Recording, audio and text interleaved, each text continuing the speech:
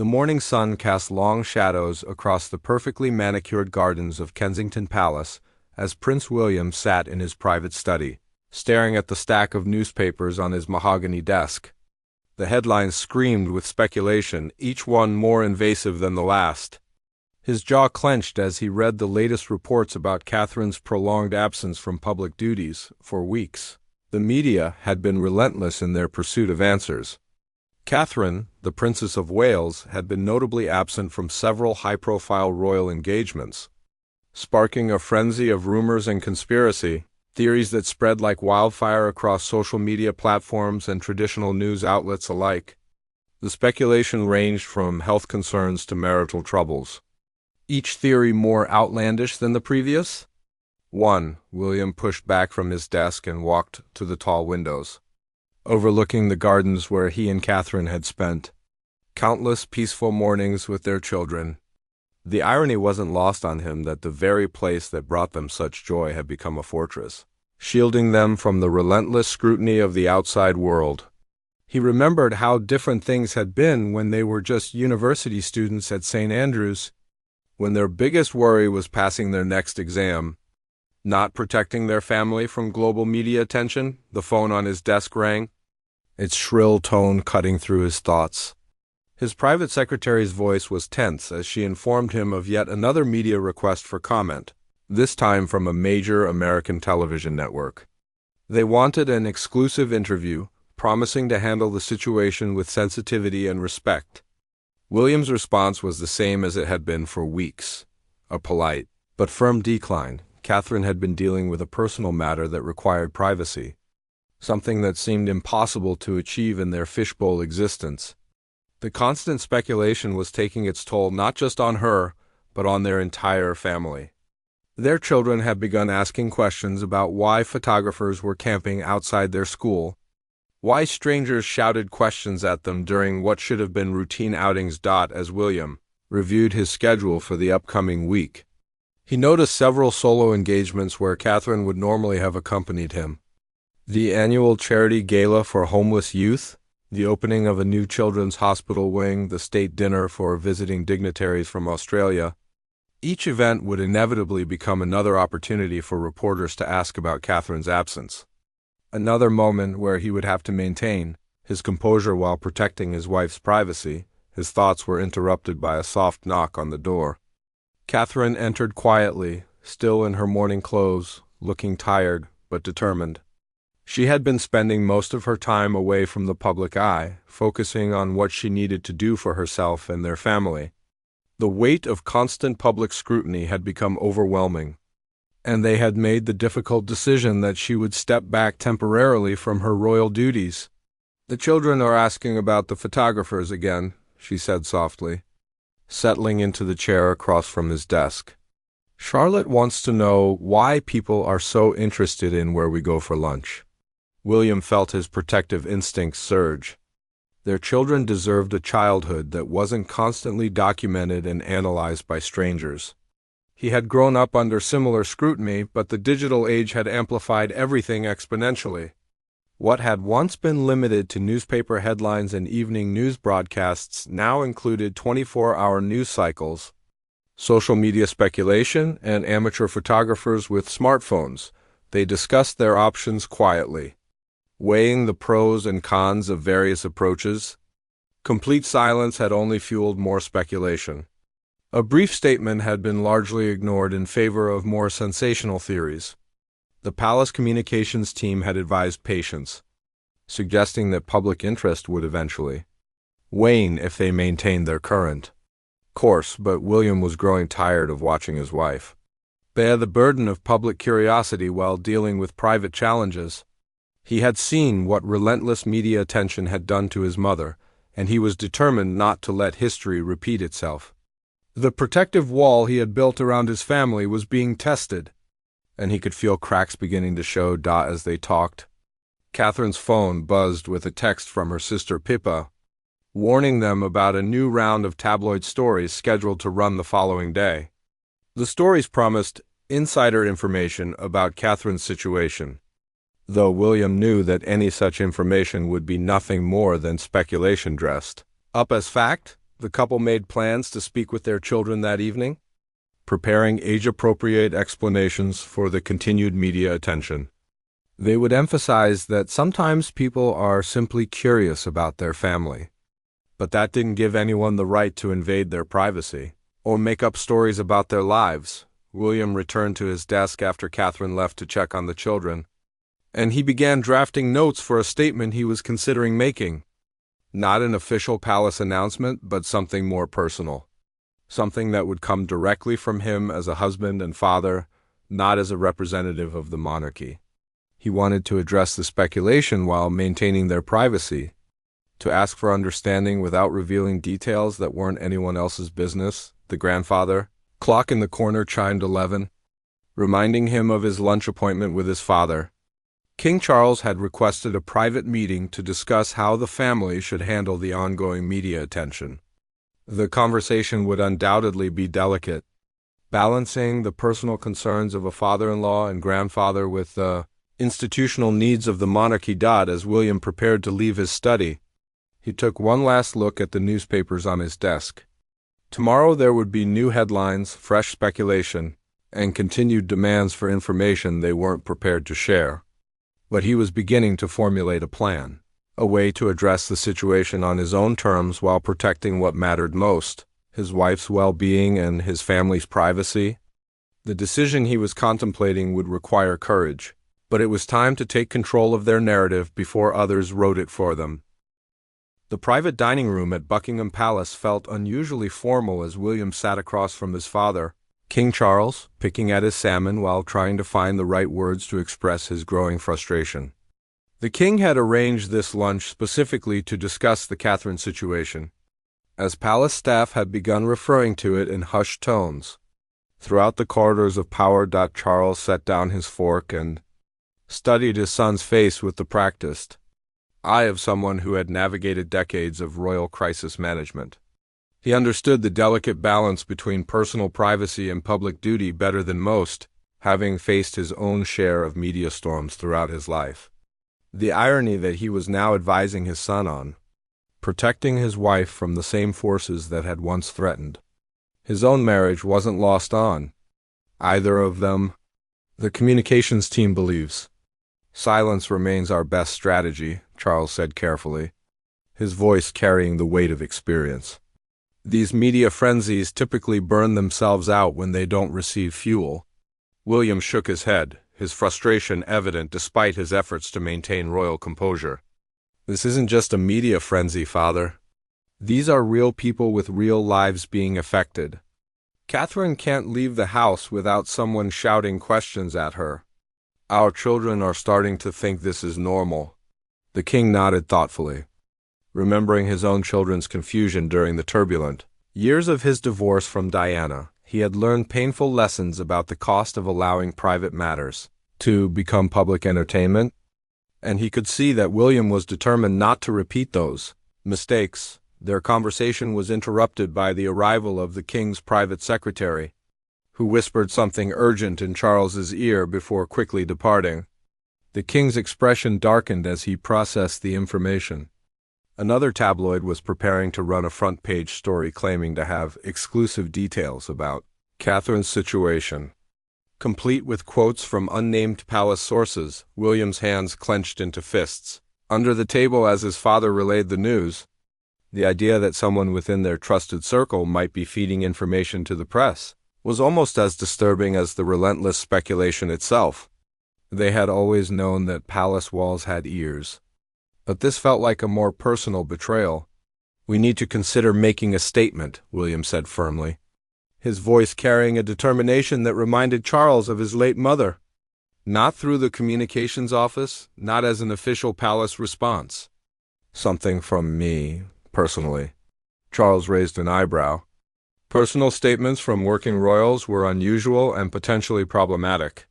The monarchy functioned on carefully crafted official communications that had been reviewed, edited, and approved by multiple layers of advisors. Personal statements created risks, opened doors to follow-up questions, and potentially set precedents that could be difficult to maintain. But as William explained his thinking, Charles began to understand his son's perspective. This wasn't just about royal protocol or media management. This was about a husband protecting his wife and a father protecting his children. It was about setting boundaries that went beyond institutional guidelines to address fundamental human decency. William had been thinking about this approach since his morning conversation with Catherine. He envisioned a brief, heartfelt statement that would acknowledge the public interest, while firmly establishing their right to privacy during difficult times. He wanted to speak directly to the public, bypassing the traditional channels that had proven ineffective at stemming the tide of speculation. The king listened carefully as William outlined his proposed approach. It would be unprecedented in many ways, but Charles had learned that sometimes unprecedented situations required unprecedented responses. He thought about his own recent health challenges and how the family had handled those communications, weighing the lessons learned against the current circumstances. "What does Catherine think about this approach?"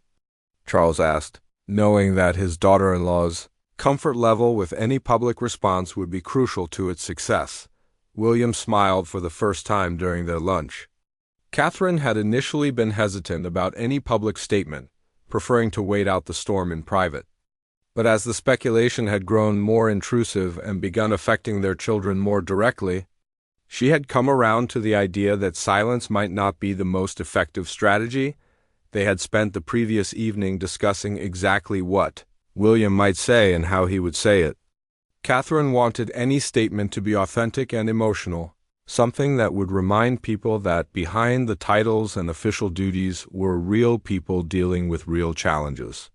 She trusted William to find the right tone, to be vulnerable enough to earn sympathy. Without revealing details that weren't anyone else's business, Charles asked about the timing and logistics of such a statement.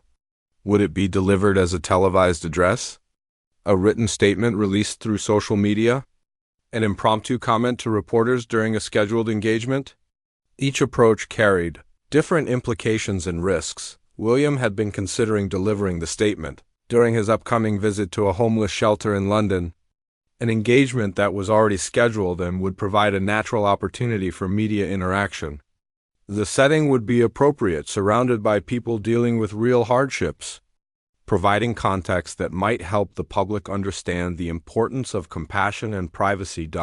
As their lunch concluded, Charles gave his provisional approval for William to proceed with his plan, with the understanding that any statement would be carefully crafted and reviewed before delivery. He also suggested involving the Queen Consort Camilla in the planning process, recognizing her experience in dealing with intense media scrutiny and her close relationship with Catherine. William left Buckingham Palace feeling more determined than ever to take control of the narrative surrounding his family. The afternoon sun felt warmer as he walked to his car, and for the first time in weeks, he felt like he had a concrete plan to address the situation rather than simply enduring it.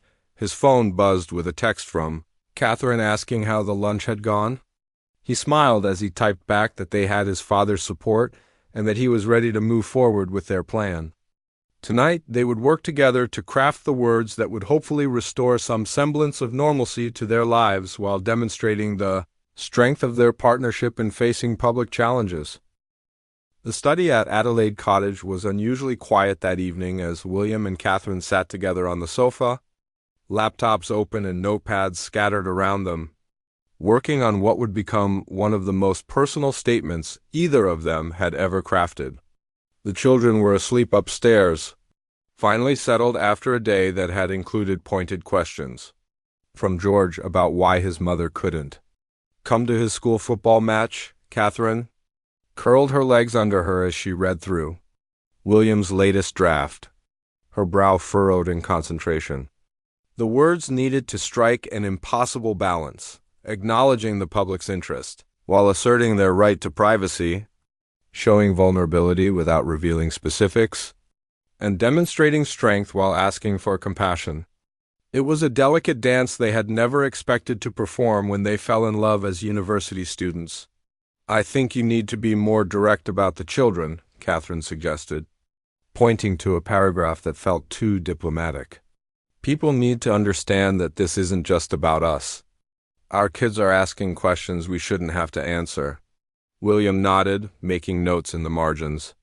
He had been struggling with how much emotion to show, how personal to make the statement without crossing lines they couldn't uncross. His training as a royal had always emphasized restraint and measured responses. But this situation demanded something more human. They had decided that William would deliver the statement himself. Without notes or prepared remarks, during his visit to the homeless shelter the following Tuesday. The setting would provide important context. Here he would be surrounded by people facing real hardships, talking about the relative privilege of his own problems while still asserting their validity. Catherine's phone rang, interrupting their work. Her mother's voice was tight with concern as she reported seeing news vans parked outside Pippa's house, apparently hoping to catch Catherine visiting her sister. The tentacles of media attention were spreading beyond the immediate family, affecting everyone in their orbit. "This has to stop," Catherine said after hanging up, her voice carrying a frustration that had been building for weeks. "My family didn't sign up for this level of scrutiny. They shouldn't have to become prisoners in their own homes because of something happening in my life." William reached for her hand, remembering his own family's experience with media attention that had spiraled beyond any reasonable boundaries. He thought about his mother's friends who had been hounded by photographers, his childhood friends who had learned to avoid him during particularly intense media periods, the way normal relationships became complicated. When privacy was impossible to maintain, they returned to working on the statement. But their focus kept being interrupted by text messages and phone calls from family members and friends, reporting new developments. Harry had called from California to offer his support and share his own experiences with media management. Pippa had sent photos of the photographers camped outside her neighborhood. Even Catherine's old university friends were reaching out, concerned about rumors they were seeing online. The couple realized they were dealing with something that had grown beyond a typical royal media storm. Social media had amplified every rumor and conspiracy theory, creating an echo chamber where speculation was treated as fact and repeated until it gained the weight of truth. Anonymous accounts claiming insider knowledge were spreading theories faster than official channels could respond to them. William read aloud section of his draft that addressed this digital dimension of modern media scrutiny. He wanted people to understand that behind every tweet, every comment, every shared rumor were real people trying to live their lives with dignity. He spoke about the difference between legitimate public interest and invasive curiosity that served no constructive purpose. Catherine suggested, adding something about the children's perspective, helping people understand how media attention affected young minds. She wanted William to describe George's confusion about why strangers were interested in their family lunch plans, Charlotte's questions about why photographers followed them to the park, Louis's innocent observations about the men with cameras who seemed to be everywhere they went. As they worked, they received a call from William's private secretary, informing them that several major news outlets were planning to run stories the next day speculating about the timing and reasons for Catherine's reduced public schedule. The stories promised exclusive analysis from royal experts, who claimed to understand the inner workings of their private life. William felt his frustration reaching a boiling point. These so-called experts had never spoken to him or Catherine, had no access to their private thoughts or conversations, yet were comfortable making definitive statements about their marriage, their family dynamics, and their personal challenges. The audacity of strangers claiming to know intimate details about their lives struck him as both absurd and deeply offensive. They decided to accelerate their timeline, planning to deliver the statement Monday morning instead of waiting until Tuesday. William would make his remarks before the day's news cycle could be dominated by more unfounded speculation. Catherine would remain at home with the children, giving William the freedom to speak as both a husband and father without worrying about how his words might immediately affect her. Catherine helped William practice his delivery, encouraging him to speak from his heart rather than trying to sound overly formal or diplomatic. She reminded him that his greatest strength in these situations was his authenticity, his ability to connect with people as a fellow human being rather than as a distant royal figure. They worked until nearly midnight, refining phrases and testing different approaches until they had something that felt right. The statement would be brief but powerful, emotional but controlled, personal but appropriate. William would speak about the importance of family privacy during difficult times, the impact of speculation on their children, and the difference between legitimate public interest and intrusive curiosity. As they finally headed to bed, Catherine squeezed William's hand and reminded him that whatever happened after he delivered the statement, they would face it together. They had built a strong partnership over the years, one that had weathered many storms, and this would be no different. Tomorrow would begin a new chapter in their approach to managing public attention while protecting their private lives. William fell asleep, thinking about the homeless shelter where he would speak, about the people facing real crises who would be listening to him discuss his relatively privileged problems, and about finding the right words to honor both their situation and his own family's need for understanding and space. Monday morning arrived gray and drizzly, matching William's mood as his car wound through the streets of London toward the Haven Homeless Shelter in Paddington. He had barely slept, running through different versions of his planned statement in his mind, weighing each word for its potential impact. Catherine had kissed him goodbye that morning with an encouraging smile, but he could see the tension in her eyes as she reminded him to speak from his heart. The shelter's director, Maria Santos, greeted William at the entrance with her usual warm smile, though he could sense her curiosity about the larger-than-normal media presence outside. Word had somehow leaked that the Prince of Wales would be making remarks to the press after his shelter visit, and reporters had gathered in greater numbers than typically accompanied his charitable engagements. William spent the first hour of his visit focused entirely on the shelter's residents and programs, determined not to let his personal situation overshadow the important work being done there. He spoke with James, a former soldier struggling with housing after leaving the military, and listened to Sarah's story of rebuilding her life after losing her job during the pandemic. Their resilience and dignity in facing genuine hardship put his own challenges into perspective. During a private moment in Maria's office, she quietly asked if everything was all right with his family. The compassion in her voice reminded William why he had chosen this venue for his statement. These were people who understood real struggles, who faced genuine crises, without the luxury of private secretaries or palace walls to shield them from life's difficulties. Sometimes people in the public eye face challenges that are different in scale but similar in emotional impact, William told her carefully. Today I'm hoping to help people understand that behind the titles and the protocol, we're just a family trying to navigate difficult times with dignity. Maria nodded with understanding. She had worked with enough people in crisis to recognize the look of someone carrying a heavy burden, regardless of their circumstances.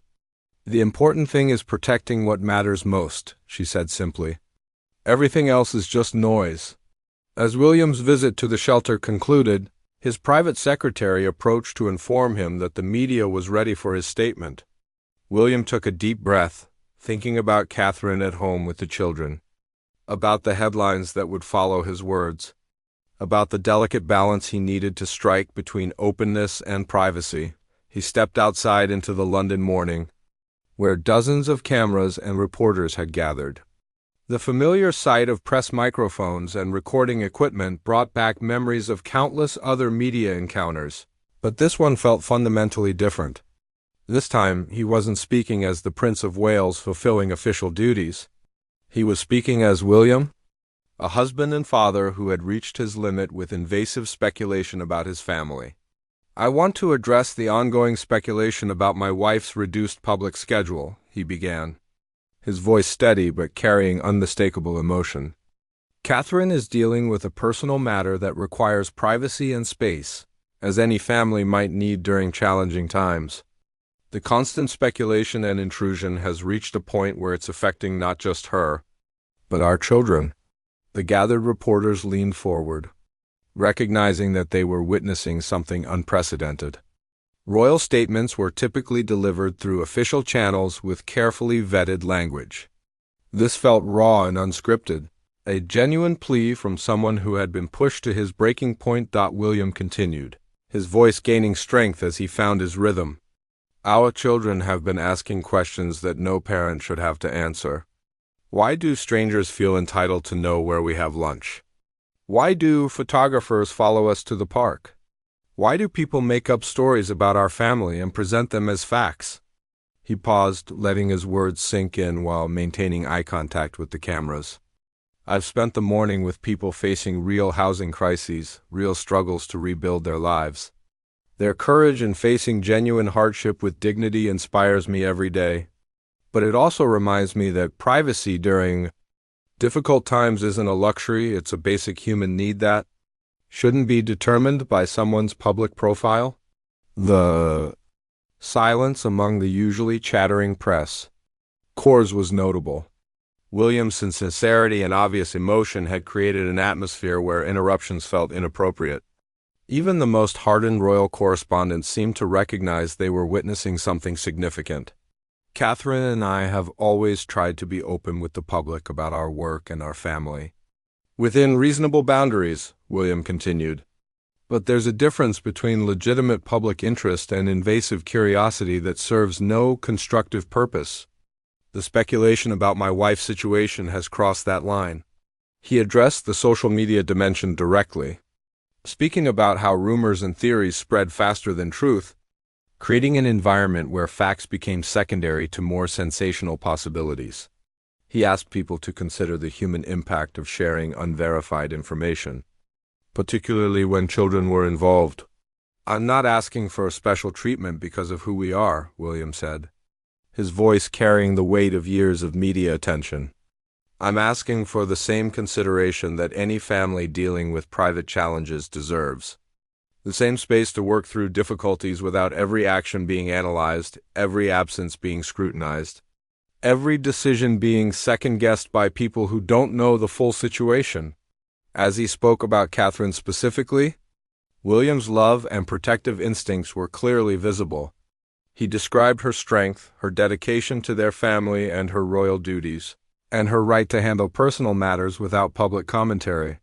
He spoke about the impossible position created when someone in the public eye faces private challenges that require time and space to address. Properly, Catherine will return to her full public schedule when she's ready, and not a moment before, he stated firmly. Until then, I'm asking for your patience and understanding. I'm asking you to remember that behind the photos and headlines are real people with real feelings, including children who didn't choose this life but deserve protection anyway. William concluded by thanking the media for their attention to his family's work over the years, while firmly establishing boundaries for the future. He wouldn't be taking questions, he announced, because some conversations were meant to remain private, regardless of public curiosity. As he walked back toward his car, William felt a mixture of relief and apprehension. He had said what needed to be said, but now they would have to live with the consequences of his unprecedented candor about their private struggles. The aftermath of William's statement unfolded faster than anyone at Kensington Palace could have anticipated. By the time his car pulled through the gates of Adelaide Cottage, social media was already buzzing with clips from his emotional remarks, and news websites were updating their headlines in real time. Catherine met him at the door, having watched the entire statement live on television with a mixture of pride and nervousness. "You were perfect," she said simply, embracing him in the privacy of their hallway. "Honest, strong, and protective. Everything I needed you to be." But even as they shared this moment of connection, both knew that William's words had unleashed forces they couldn't entirely control. His phone was already buzzing with calls from palace communications staff, family members, and government officials wanting to understand the implications of his unprecedented personal statement. The children had been at school during William's remarks, but they would need to be prepared for any changes in how their classmates or teachers might react. George, at 11, was old enough to understand that his father had said something important on television, while Charlotte and Louis would need simpler explanations about why. Daddy had been talking to so many cameras. Catherine's phone showed dozens of supportive, Messages from friends and family members who had watched William's statement. Her brother James had sent a simple text. "Proud of you both." Pippa had called to say that the photographers outside her house had already begun packing up their equipment. Even some of Catherine's former university friends, people she hadn't spoken to in months, reached out to offer their support. But alongside the positive responses came immediate analysis and commentary from royal experts, media critics, and political observers. Some praised William's authenticity and emotional honesty, while others questioned whether his statement had been appropriate or effective. The debate about royal privacy versus public accountability was reigniting. Across television panels and newspaper opinion pages, William's private secretary arrived at the cottage with a briefing folder containing initial reaction, summaries from major news outlets, social media monitoring reports, and messages from other royal households across Europe who had watched the statement with interest. The consensus seemed to be that while William's approach had been unusual, his sincerity had struck a chord with many people. The most significant development came in a phone call from Buckingham Palace. The King's communications director informed William that they had received requests for official comment from dozens of news organizations wanting to know whether William's statement represented a new approach to royal media relations or if it had been an isolated, personal response to exceptional circumstances. The palace's official response would be crucial in determining how William's statement was interpreted and whether it set precedents for future royal communications. Charles had decided that Buckingham Palace would offer no additional comment beyond acknowledging that the Prince of Wales had spoken personally about his family situation and that his views were his own. This careful non-response was designed to give William cover for his emotional statement while avoiding any suggestion that the monarchy was changing its broader approach to media relations. It allowed his words to stand alone without creating institutional expectations or obligations for similar statements in the future. As evening approached, William and Catherine sat down with their children to explain what had happened and what it might mean for their family. George had already heard about his father's statement from classmates whose parents had discussed it, and he had questions about whether things would now be different for their family. Daddy spoke to some reporters today about why it's important for families to have privacy when they're dealing with difficult things. Catherine explained in language appropriate for their ages. Sometimes people are very curious about our family, but that doesn't mean they have a right to know everything about our private lives. Charlotte wanted to know if the photographers would stop following them to school and to the park. William explained that he hoped people would be more respectful of their space, but that they should continue following the same safety rules they had always practiced when in public. Louis, at 5, was more interested in whether this meant he could finally tell his classmate Oliver why there were always cameras around when they went to birthday parties. William and Catherine exchanged glances, realizing that their youngest had been more aware of the media attention than they had understood. The family spent the evening together in unusual tranquility. For the first time in weeks, no one called with urgent media updates or requests for guidance on handling new rumors. William's statement seemed to have created a brief pause in the relentless cycle of speculation and commentary. Catherine suggested they order takeaway pizza and watch a family movie, something they hadn't done in months due to the stress and disruption of constant media attention. As they settled on the sofa together, William felt a cautious optimism that his decision to speak out had been the right one.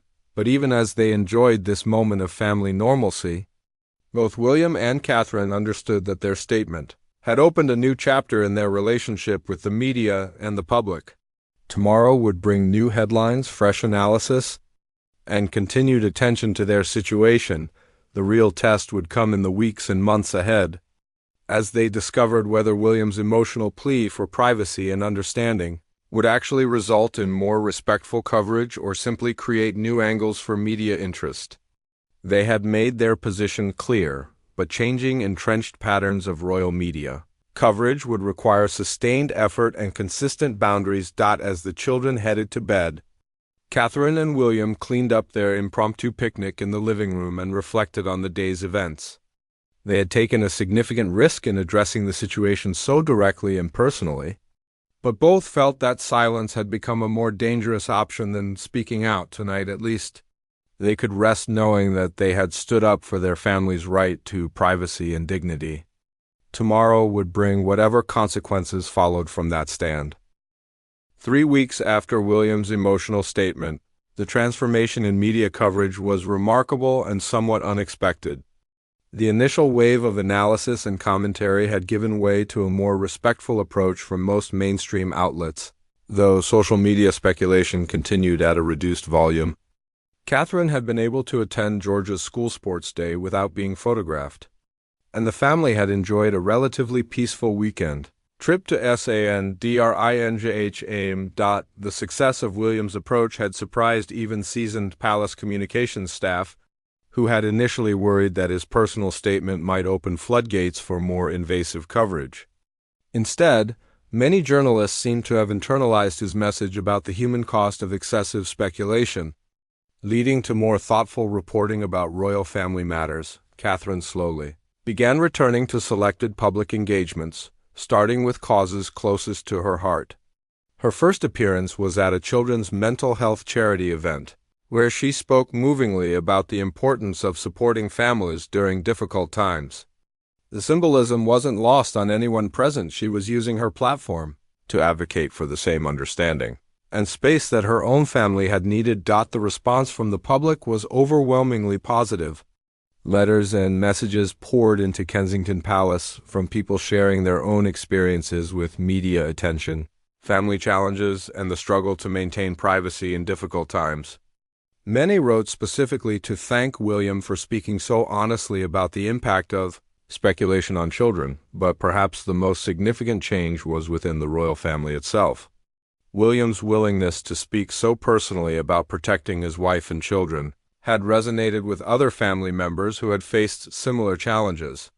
Harry called from California to congratulate his brother on finding an effective way to establish boundaries while maintaining public engagement. King Charles expressed pride in his son's handling of the situation during a private family dinner at Windsor Castle. The king had navigated decades of intense media scrutiny and understood the courage required to speak so directly about personal matters while maintaining royal dignity. William's statement had demonstrated emotional intelligence and protective leadership that would serve him well in his future role. The children had also benefited from the reduced media pressure. George was able to focus on his upcoming exams without photographers camping outside his school. Charlotte could attend ballet class without worrying about being followed. Louis could play in the park without pointing out the camera people to his parents. Catherine used her gradual return to public life to advocate subtly for media responsibility and respect for privacy, particularly regarding children. During a visit to a journalism school, she spoke about the difference between legitimate public interest and intrusive curiosity, echoing themes from William's statement. Without directly referencing it, the couple had learned valuable lessons about the power of authentic communication and the importance of setting clear boundaries. William's statement had been risky, but it had achieved something that traditional palace communications had failed to accomplish. It had reminded people that behind the royal titles were real human beings deserving of basic consideration. Not everything had changed, of course. Social media continued to generate rumors and conspiracy theories, though at a reduced volume. Some tabloid outlets still published speculative stories, though with less prominence and more cautious language. The fundamental tension between public interest and private dignity remained, but the conversation had shifted in a more respectful direction. Catherine's health situation, which had been the catalyst for the entire media storm, was gradually resolving. With the privacy and space that William's statement had helped secure, she had been able to focus on what she needed without constant public speculation about her condition, demonstrating exactly why his emotional plea had been necessary. As spring turned to summer, the family found a new equilibrium. William continued his royal duties with renewed confidence in his ability to protect his family while serving the public. Catherine returned to her full schedule of engagements with fresh appreciation for the support she had received during a challenging time. The children adapted to their slightly changed circumstances with the resilience that had always impressed their parents. They understood better now that their father would always stand up for their family when necessary, and that their mother's temporary absence from public view had been about taking care of herself so she could better care for them. Palace communications staff had incorporated lessons from William's statement into their broader media strategy, recognizing that authentic, personal communication could be more effective than traditional formal responses in certain situations. The approach wouldn't work for every circumstance, but it had proven valuable when family welfare was at stake. Looking back, both William and Catherine recognized that the crisis had ultimately strengthened their marriage and their family. The experience of facing intense scrutiny together, of making difficult decisions about privacy and public engagement, had demonstrated their ability to support each other through challenges while maintaining their commitment to public service. William's statement had achieved its primary goals: reducing harmful speculation, protecting his children, and giving Catherine the space she needed to address her personal situation. But it had also accomplished something broader. It had reminded the public and the media that royal family members, despite their privileged positions,